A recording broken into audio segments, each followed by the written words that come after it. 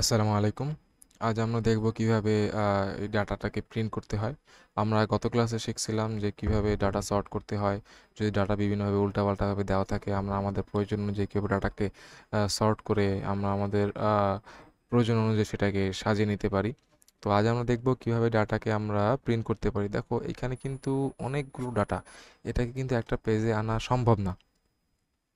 তাই আমরা দেখব আজ কীভাবে ডাটা সর্ট করে সরি ডাটা প্রিন্ট করতে হয়। ডাটাটা এখন আমাদের প্রিন্ট করার জন্য কি করতে হবে? কন্ট্রোল প্লাস পিউ প্রেস করতে পারবো, and you can also go to the file tab.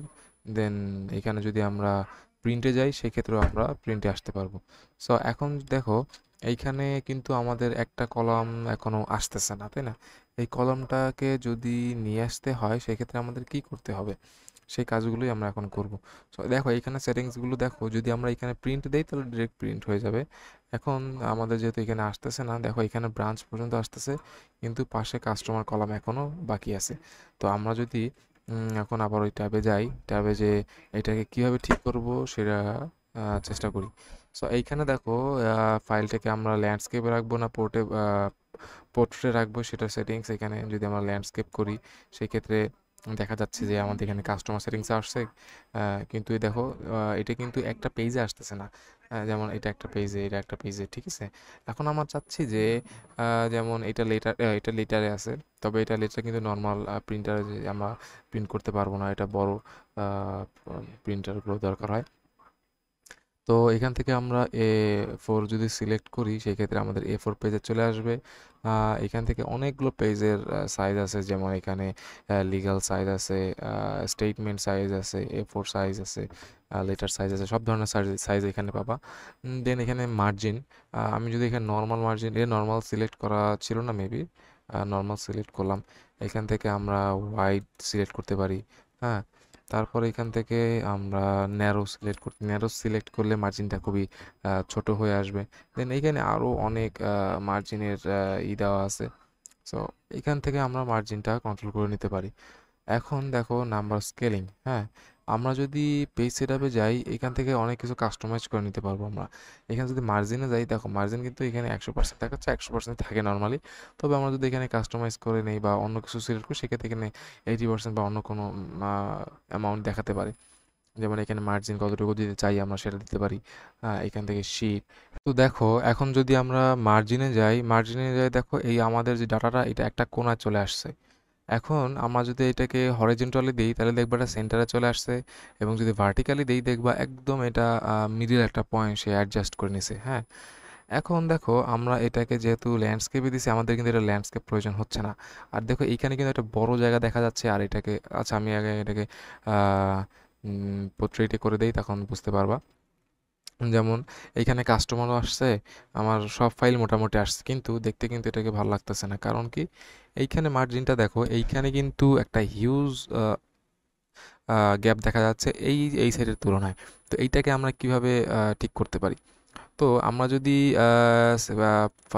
Page সেটআপে যাই সেক্ষেত্রে মার্জিনে আমরা যদি পেজে যাই, দেখো এখানে অ্যাডজাস্ট দেওয়া আছে কত, 100%। ওকে, 100%ই থাক, কারণ কি আমরা যদি আরও ছোটো করি সেক্ষেত্রে আমরা এটাকে দেখতে সমস্যা হয়ে যাবে। হ্যাঁ, তো আমরা এখানে হরিজন্টালি ভার্টিক্যালি সবই ঠিক আছে। এটা এখন আমরা কি করব, যেহেতু আমাদের এই সাইডে ফাঁকা আছে, কারণ কি তোমাদেরকে দেখাই, এইখানে কিন্তু আমাদের এখন একটা এক্সট্রা কলাম কাউন্ট করতেছে। এই কারণে কিন্তু আমরা ওই সাইডে জায়গাটা আমাদেরকে বেশি মনে হচ্ছে, তো আমরা এটাকে ডিলিট করে দিতে পারি। ডিলিট করলেই দেখো এইখানে কিন্তু আমাদের আর কিছু নেই, তাই না? এখন দেখো এখানে কিন্তু এই ডাটাটাও কলম সে ডিরেক্ট করতেছে, তো আমরা এটাকে ডিলিট করে দিলাম। এখন যদি আমরা প্রিন্টে যাই, প্রিন্টে যেয়ে যদি আমরা পেজ, এই দেখো এটা কিন্তু সেন্টারে অ্যালাইন হয়ে গেছে। এখন কথা হলো যে আমাদের পেজে দেখো এখানে এই পর্যন্ত আছে, যেমন পেজ টুতে আবার এইটা আছে, টু থ্রিতে এটা আছে।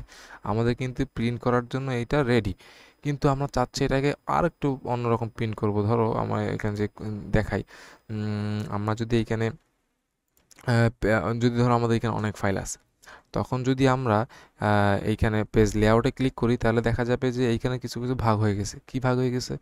ধর এক্সট্রা কলামগুলো যে অন্য পেজে চলে যাবে। হ্যাঁ, পেজ লেআউটে যদি আমরা ক্লিক করি তাহলে দেখাবে যে আমাদের প্রিন্ট যখন করব মানে কোন কলামগুলো অন্য পেজে প্রিন্ট হবে। সো এটা হয়ে যাবে। এখন ধরো আমাদের যে পেজে ধরো এটা মানে যেটা অন্য পেজে প্রিন্ট হবে সেটা আমরা চাচ্ছি না, আমরা চাচ্ছি যে একটা পেজেই প্রিন্ট করতে। সেই ক্ষেত্রে আমরা এই ট্যাবে আসতে পারি যে পেজ ব্রেক প্রিভিউ। এখানে যদি আমরা ক্লিক করি, দেখো এখানে একটা মার্জিন ক্রিয়েট হয়ে গেছে, রাইট? এখন দেখো মার্জিনটা যদি আমরা একটু বড় করি, যেমন ধরো এই যে টান দিয়ে নিয়ে আসি, তাহলে দেখো এই পর্যন্ত হচ্ছে না, এই যে সাদা যে অংশটা বেরোচ্ছে না, এটা এই পর্যন্ত প্রিন্ট হবে। আবার যদি চাই আমরা এ পর্যন্ত বাড়তে, এ পর্যন্ত প্রিন্ট হবে, কিন্তু আমরা এটা চাচ্ছি না, আমরা চাচ্ছি জাস্ট ডাটাটুকু প্রিন্ট হবে। এখন দেখো প্রতিটা পেজে এই যে একটা নীল একটা লাইন আছে, এই লাইনটা বোঝাচ্ছে যে একটা পেজে কতটুকু ডাটা থাকবে। এখন যদি আমি চাই যে এখানে যেহেতু 48 পর্যন্ত ডাটা দেখা যাচ্ছে, আমি একটু বড় করে দেই দেখার সুবিধার জন্য। যেমন দেখো এইখানে 48 পর্যন্ত একটা দাগ দেখা যাচ্ছে, এটাকে আমরা চাচ্ছি যে এটাকে আরও মানে কম ডাটা নিতে। সেই ক্ষেত্রে যদি আমরা এখানে উপরে নেই, তার মানে এইটাকে এই পর্যন্ত ডাটা প্রিন্ট হবে। এখন আমরা যদি চাই যে এটাকে আরও বেশি প্রিন্ট নিতে, আমরা 52 পর্যন্ত যদি রেখে দিই, তাহলে 52 পর্যন্ত একটা পেজে প্রিন্ট আসবে এবং বাকিগুলো অন্য পেজে যাবে। এইভাবে আমরা প্রতিটা পেজ কাস্টমাইজ করে প্রিন্ট করতে পারি। যদি আমরা আবার ফাইল সেটিংসে যাই, সেই ক্ষেত্রে প্রিন্ট সেটিংসে যাই, সেই ক্ষেত্রে দেখি। আচ্ছা দেখো এখানে আমরা কি দেখতে পাচ্ছি, ধরো এটাকে আমরা আগে ক্যান্সেল করে দেই। আমরা যদি নেক্সট পেজে যাই, দেখো এখানে কিন্তু আমাদের কোনো হেডলাইন আমরা দেখতে পাচ্ছি না। হ্যাঁ, কিন্তু এখন ধরো আমাদের অনেক হিউজ বড় একটা ডাটা শিট, এখানেই আমরা যদি চিন্তা করি 10টা ডাটা শিট আছে। এখন আমাদের বারবার যদি হেডলাইন দেখতে হয়, আবার সেই ফার্স্ট পেজ যেতে হবে, দেন আবার হেডলাইন দেখে আমাকে ওই ডাটাটা দেখতে হবে। এটা একটা কেমন একটা মানে একটা অসুবিধাজনক বিষয়। আমরা চাচ্ছি যে প্রতিটা পেজের উপরে হেডলাইনটা থাকবে। তো আমরা এখন কী করতে পারি, এখান থেকে পেজ সেট আপ থেকে যেতে পারি। আবার আমরা যদি এইখান থেকে পেজ লেআউটে যাই, দেখব এই যে পেজ সেট আপ, আমরা একটু আগে যে ট্যাবটা কাজ করেছিলাম সেটা কিন্তু এইখানে শর্টকাটে দেওয়া আছে। হ্যাঁ, এখন আমরা যদি আরও বেশি কাস্টমাইজ করতে চাই, সেক্ষেত্রে যেমন আমরা একটু আগে যে পেজটা মানে করলাম একটু আগে ওইখানে গিয়ে, সেটা আমরা এখান থেকে করতে পারবো। সো আমরা যদি শিটে যাই, শিটে যেয়ে আমরা চাচ্ছি যে হেডলাইন অ্যাড করতে, রাইট? সো আমরা যদি এখানে ক্লিক করে আমরা এই লাইনটা, এই রোটা ক্লিক করি, দেখো এইখানে আমাদের হেডলাইনটা হয়ে গেছে। সো এখন যদি আমরা এটাকে প্রিন্ট করি, তো সেই ক্ষেত্রে দেখো প্রতিটা পেজের ভিতরে কিন্তু হেডলাইন অ্যাড হয়ে গেছে। এখন যদি আমরা প্রিন্ট করি, তাহলে দেখা যাবে যে প্রতিটা পেজের উপরে হেডলাইন সহ প্রিন্ট হচ্ছে। এখন আরেকটা কথা হলো, আমরা চাচ্ছি যে ধরো সেপ্টেম্বর 1 প্রিন্ট করতে, আবার চাচ্ছি যে সেপ্টেম্বর 6 প্রিন্ট করতে, এভাবে প্রিন্ট করতে, মানে একটা certain amount of data print করতে। আমরা এটাকে একটু বড় করে নেই। তো সেই ক্ষেত্রে আমরা কি করতে পারি? তো আমরা এখান থেকে প্রথমে আমরা যাব পেজ লেআউটে, তো চলে আসছি। এইখান থেকে আমরা চাচ্ছি যে প্রথমে সিলেক্ট করে নেব যে কতটুকু ডাটা আমরা করতে চাচ্ছি। যেমন আমরা চাচ্ছি যে প্রথমে সেপ্টেম্বর 1টা জাস্ট প্রিন্ট করতে। তো আমরা যদি প্রিন্ট এরিয়াতে আসি, সেট প্রিন্ট এরিয়া দিয়ে যদি দেই, সেক্ষেত্রে কিন্তু এইটুক এটা সেট হয়ে গেল। যখন আমার মানে এতটুকুই প্রিন্ট হবে। যদি আমরা প্রিন্ট দেই, দেখো যতটুকু আমরা সিলেক্ট করছিলাম ততটুকু ডাটাই কিন্তু প্রিন্ট হচ্ছে। কিন্তু এখন আমরা চাচ্ছি যে এতটুকু না, আমরা এখান থেকে সেপ্টেম্বর 2টা স্কিপ করে সেপ্টেম্বর 3টাও প্রিন্ট করতে। সো সেই ক্ষেত্রে আমরা কি করতে পারি, যে আমরা যদি এইখানে সেপ্টেম্বর 3টাও সিলেক্ট করি, যেমন সিলেক্ট করলাম। এখন আমরা কি করব, পেজ এরিয়াতে যে অ্যাড টু প্রিন্ট এরিয়া যদি দেই, তাহলে এটাও অ্যাড হয়ে যাবে। সো এখন যদি আবার আমরা প্রিন্ট করি, দেখা যাক কি হয়। এখানে কিছু আসতেছে না, চলে আসছে। দেখো আমরা কি করছিলাম, যে প্রিন্ট সেপ্টেম্বর 1 প্রিন্ট করছি এবং প্রিন্ট সেপ্টেম্বর 3 প্রিন্ট করছি। এভাবে আমাদের সার্টেন অ্যামাউন্ট অফ ডাটা আমরা প্রিন্ট করতে যাচ্ছি, এরকম চলে আসছে। আমাদের এইভাবে আমাদের চাহিদা অনুযায়ী আমরা যেমন ইচ্ছা তেভাবে প্রিন্ট করতে পারবো। কিন্তু এখন আমাদের এটা প্রয়োজন নেই। তো আমরা কি করতে পারি, এখানে আমরা যদি ক্লিয়ার প্রিন্ট এরিয়া দিই, তাহলে এটা সব ক্লিয়ার হয়ে যাবে। এখন যদি আমরা প্রিন্ট করি, তাহলে দেখা যাবে যে আমাদের ফুল ডাটাটাই এখানে প্রিন্ট হবে। এখন আমরা নতুন কিছু শর্টকাট শিখে নিই, যেটা আমাদের খুবই প্রয়োজন পড়বে ডেইলি বেসিসে কাজ করতে গেলে। এটাকে আমরা একটু বড় করে নেই, বারবার ছোট হয়ে যাচ্ছে, যাই হোক। এখন আমরা চাচ্ছি যে সিলেক্ট করতে, আমরা একে তো একটু আগে সিলেক্ট করলাম, কীভাবে এভাবে স্ক্রল করে নিচে গেছি।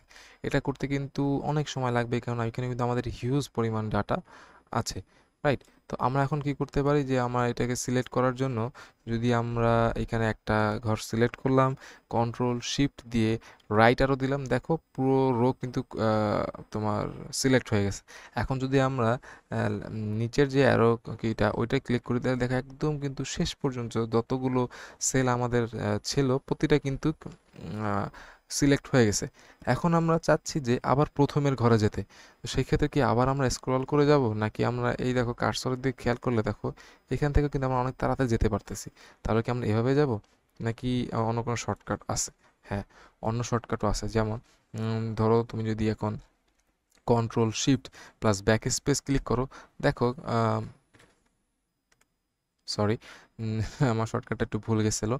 যদি তুমি control plus back space click করো সেক্ষেত্রে ফন্টে চলে আসবে, রাইট? এখন আমরা চাচ্ছি যে এই ডাটাটাকে কপি করে অন্য একটা পেজে নিয়ে যেতে, তাই না? এখন আমরা আবার কীভাবে ফুল সিলেক্ট করব? কন্ট্রোল প্লাস শিফট ক্লিক করব, then right arrow, then back arrow দেওয়ার পরে পুরোটা সিলেক্ট হয়ে যাবে। এখন আমরা চাইলে এটাকে যদি কপি করে এই পাশে একটা সেলে নিয়ে এসে পেস্ট করি, দেখো এখানে কিন্তু আমাদের যে ওইখানে যে অ্যালাইনমেন্ট লাইন বা যেভাবে আমরা করেছিলাম সেগুলো কিন্তু কিছুই নেই। এটা কিন্তু ওর মতো নিজে করে জাস্ট ডাটাটাকে ইনপুট করছে, রাইট?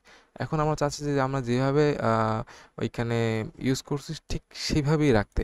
তো সেই ক্ষেত্রে আমরা পুরো শিটটাকেই কপি করতে পারি। তো আমরা যদি এইখানে প্রথমে চলে আসি, একদম প্রথমে, যেমন আমরা প্রথমে আসলাম। প্রথমে এসে আমরা চাচ্ছি যে এটাকে সিলেক্ট হয়ে আছে, আমরা চাচ্ছি যে পুরো ফরম্যাট সহ পিছনে অন্যটা শিটে কপি করতে, রাইট? এখন আমরা কি করতে পারি? মুভ অর কপি করলে আমরা মুভ কপি করার পরে যদি মুভ করতে চাই সেই ক্ষেত্রে আমরা এটা সিলেক্ট করব না। যদি ওকে করি তাহলে আমাদের অন্যটা শিটে কপি হয়ে যাবে। যেমন এখানে ডে 4 যদি আমরা এখানে নিউ বুক ক্রিয়েট করতে চাই, মানে এখানে আমাদের নতুন শিট ক্রিয়েট করে সেখানে আমরা এটাকে মুভ করতে পারি। আবার এই শিটের ভিতর বিভিন্ন পেজ, আমরা যে পেজের কথা প্রথমে বলছিলাম, এই পেজে মুভ করতে চাই সেটাও করতে পারি। এখন আমরা চাচ্ছি যে ক্রিয়েট এ কপি, যদি কপি করতে চাই সেক্ষেত্রেও ও, তোমার এটা যদি সিলেক্ট করি সেক্ষেত্রে এটা কপি হবে। এবং আমরা যাব মুভ টু এন্ড, যদি ওকে দেই তাহলে আমাদের যদি আমরা নিউ বুক ক্রিয়েট করে এখানে আমরা নেম সিলেক্ট করে দেই সেক্ষেত্রে কিন্তু এটা ক্রিয়েট হয়ে যাবে, রাইট? এখন আমরা এগুলো কিছু চাচ্ছি না, আমরা এটাকে জাস্ট প্রিন্ট করতে চাই। সেক্ষেত্রে আমরা কীভাবে প্রিন্ট করতে পারি? আবার কন্ট্রোল প্লাস পি দিব। আমাদের কিন্তু অল সেটিংস ডান। যেমন এই যে পেজ 1-এ কী থাকবে, পেজ 2-তে কী থাকবে, পুরোটা আমাদের ডান হয়ে মানে কমপ্লিট। এখন আমরা চাচ্ছি যে পেজটা প্রিন্ট করতে। সো এইখানে দেখো প্রিন্ট অপশন আছে, রাইট? এখানে যদি আমরা এখন আমার পিসিতে এখন প্রিন্টার সেট আপ করা নেই। যদি প্রিন্টার থাকতো সেক্ষেত্রে যদি আমরা প্রিন্ট করতাম তাহলে আমরা এইখান থেকে প্রিন্টার সেট আপ করে দেন প্রিন্ট করতাম।